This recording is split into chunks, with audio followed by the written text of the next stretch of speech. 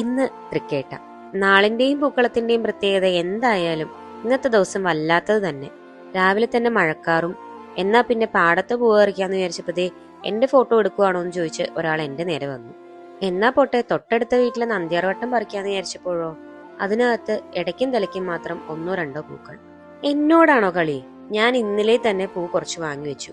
അത് സ്ഥിരം പൂക്കളല്ല, പ്രത്യേക തരം പൂക്കളായിട്ടുള്ള ഇതുപോലെയുള്ള റോസും ഇതുപോലെയുള്ള ബന്ദിപ്പൂ എന്നല്ല എന്നൊക്കെ ഓരോരുത്തർ പറയുന്നുണ്ടായിരുന്നു കേട്ടോ കമന്റിൽ. പിന്നെ വളരെ കുറച്ച് മാത്രം കിട്ടുന്ന ഈ വെള്ള ജമന്തിയും. ഇതെല്ലാം പറിച്ച് ഞാൻ ഇന്നത്തെ പരിപാടി അങ്ങ് തുടങ്ങി. പൂക്കൾ നന്നാക്കുന്നതിൽ ഏറ്റവും പാട് ദേ ഈ ഒരു വാടാമല്ലി തന്നെ.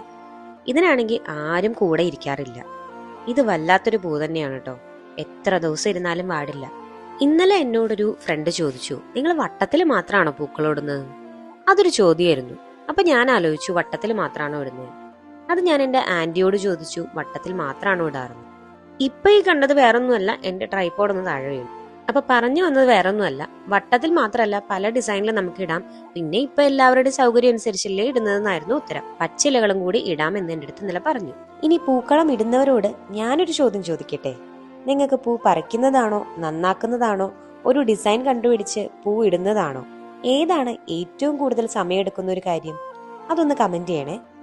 എനിക്ക് ഏറ്റവും ബുദ്ധിമുട്ട് ഉള്ള പൂക്കൾ വെച്ച് എങ്ങനെ ഒരു വെറൈറ്റി ഡിസൈൻ കണ്ടുപിടിച്ച് പൂക്കളം ഇടാം എന്നുള്ളതാണ്.